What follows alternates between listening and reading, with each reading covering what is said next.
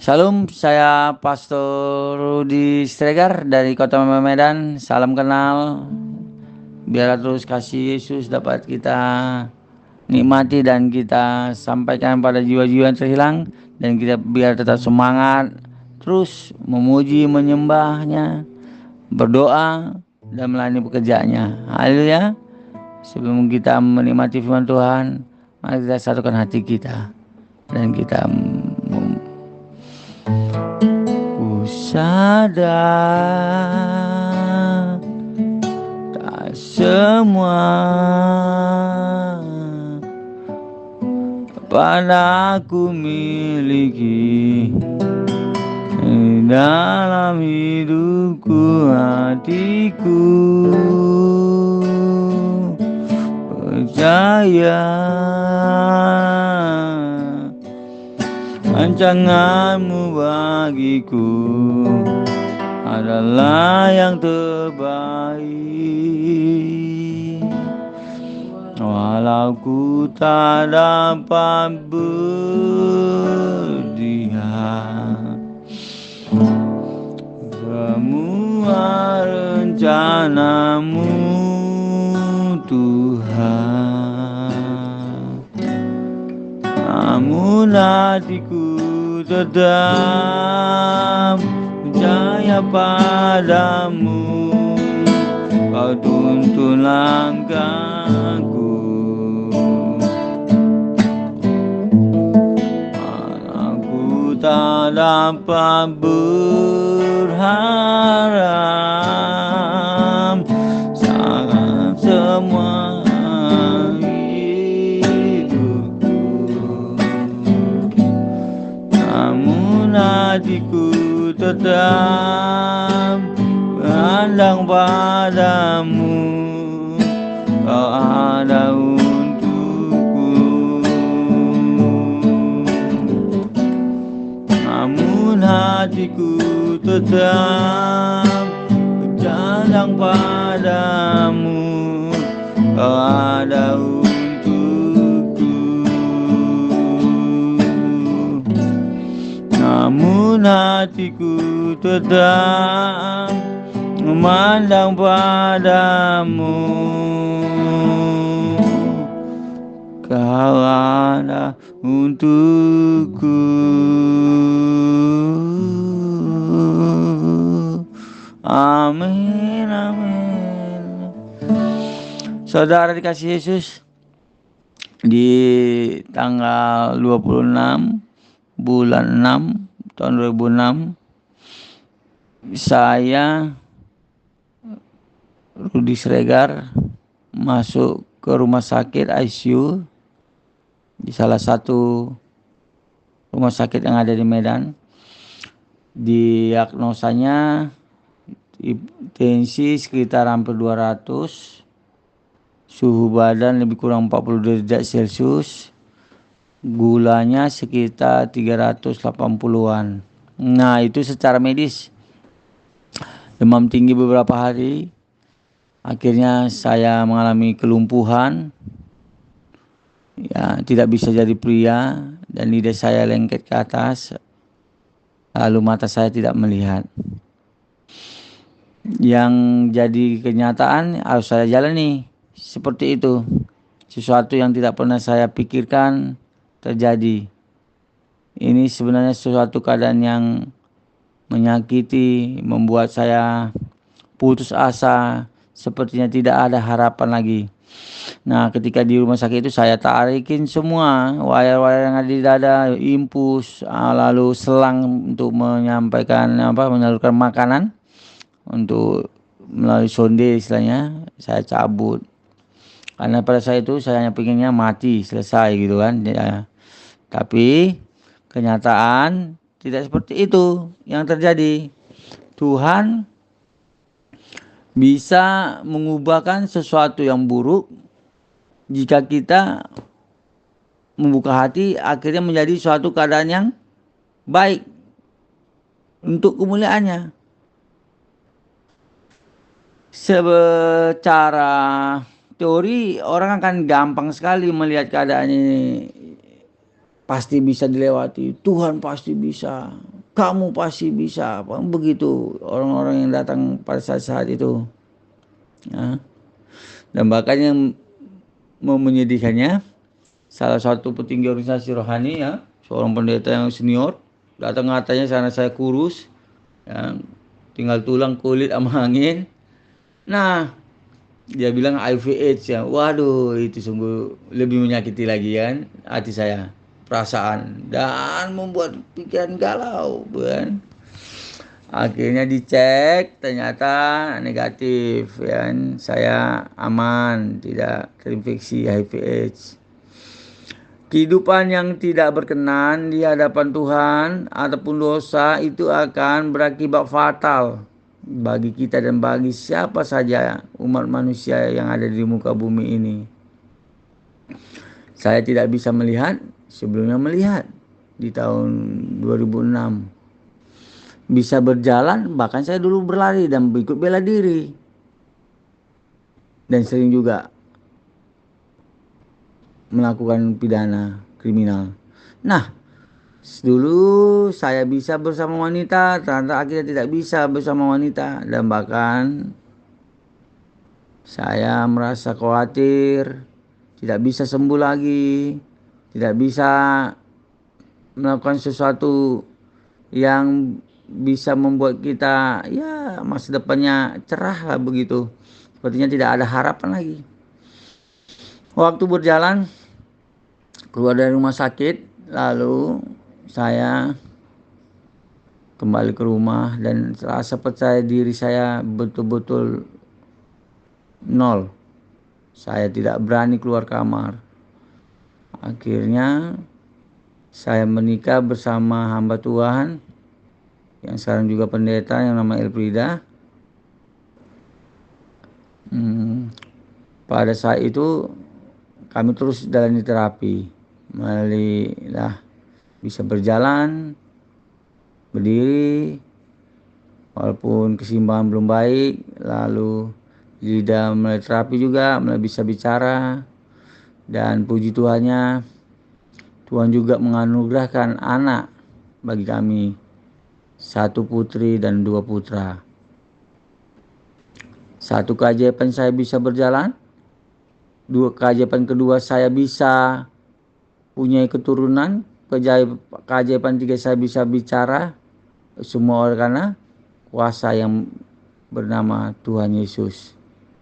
Nah, saudara dikasih Yesus, coba kita lihat bagaimana seorang buta, ya, seperti kami ini, ditulis di kitab Markus pasal 10 ya ayat 47 boleh dibacakan. Bartimeus, dan bahkan namanya pun tidak ada. Namanya Timeus itu nama bapaknya, Bar anak. Berarti ketika dia lahir tidak melihat, bukan maunya. Dan dia tidak diakui oleh keluarganya secara tidak langsung. Karena apa? Karena namanya saja tidak dibuat. Bartimeus, anaknya si Timeus. Coba kita baca. Apa yang terjadi ketika Bartimeus mendengar Yesus melintas di Nazaret? Ya, silakan baca. Ketika didengarnya bahwa itu adalah Yesus orang Nazaret, mulailah ia berseru, "Yesus anak Daud, kasihanilah aku." Perhatikan, Yesus anak Daud, kasihanilah aku, Elison me. Ini sebuah pernyataan yang keluar dari hati yang terdalam. Dia menyatakan satu pribadi yang ada di depannya itu adalah juru selamat. Itu adalah pernyataan bukan antara manusia dengan manusia, tetapi antara umatnya dengan penciptanya. Elison me. Dia menyatakan dan menaruh semua harapannya kepada sang juru selamat yang sedang melintas. Ia tidak melihat secara mata jasmani, tetapi mata hatinya, mata rohnya telik melihat ada juru selamat yang melintas dan dia menaruh harapannya. Lanjut. Banyak orang yang menegurnya supaya ia diam, namun semakin keras ia berseru, "Anak Daud, kasihanilah aku." Banyak orang yang menegurnya. Yang terjadi dia tidak peduli karena dia sudah percaya bahwa saya yang sedang melintas itu adalah Sang Juru Selamat, menjadi sumber pengharapannya, sumber keajaibannya. Listen me.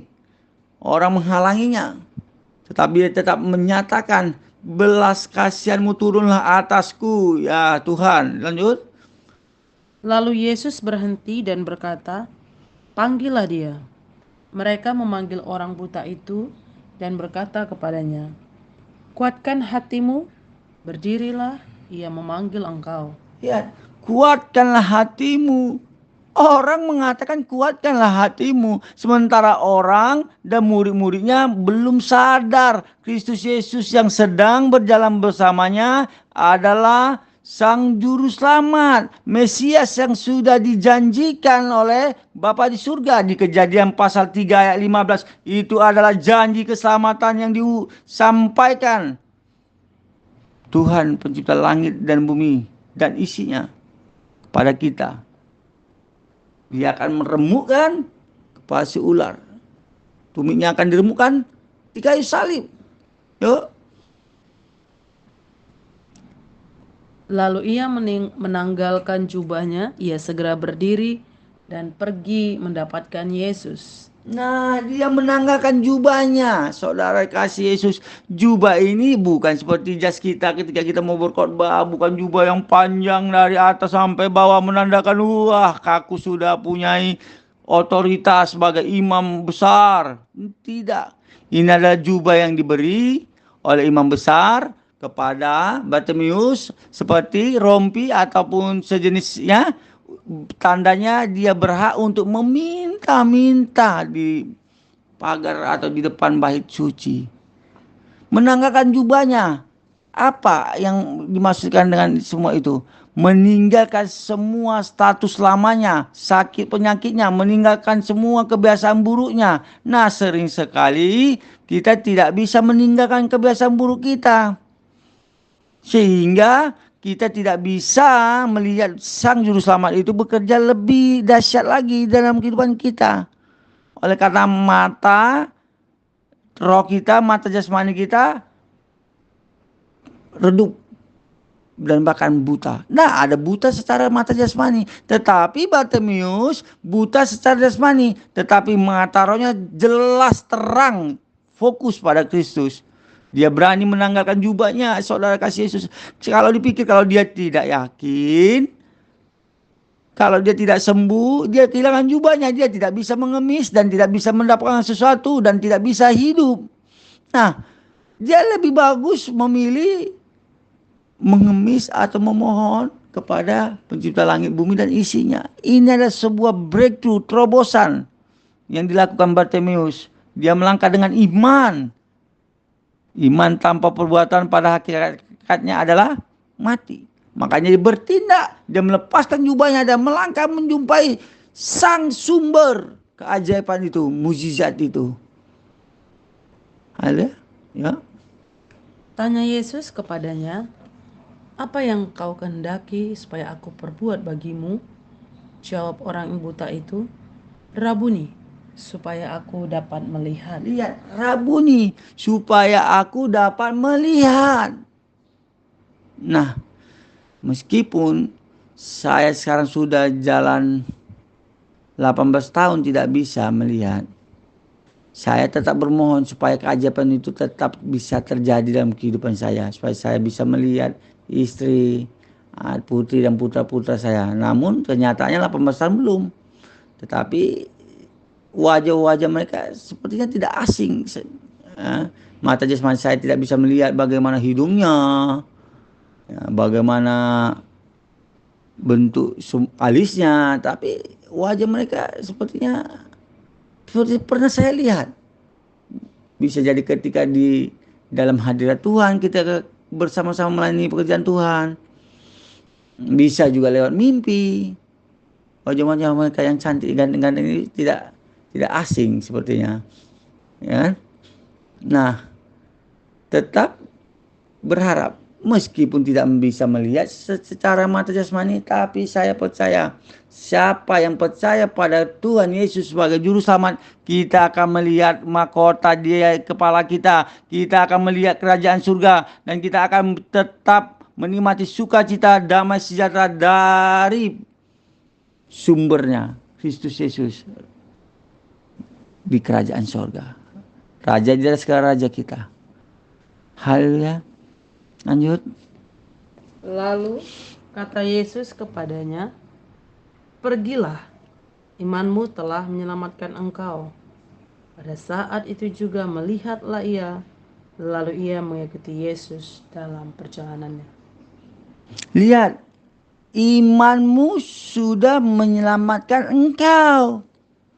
Sebelumnya Tuhan Yesus bertanya pada Bartimeus, orang yang tidak punya harapan ini, orang yang tidak bisa melihat ini, orang yang tidak punya masa depan ini. Apa yang mau kuperbuat? Rabuni, Tuhanku yang maha besar, aku mau sembuh, aku mau melihat. Imanmu lah yang menyelamatkan engkau. Sembuhlah dia.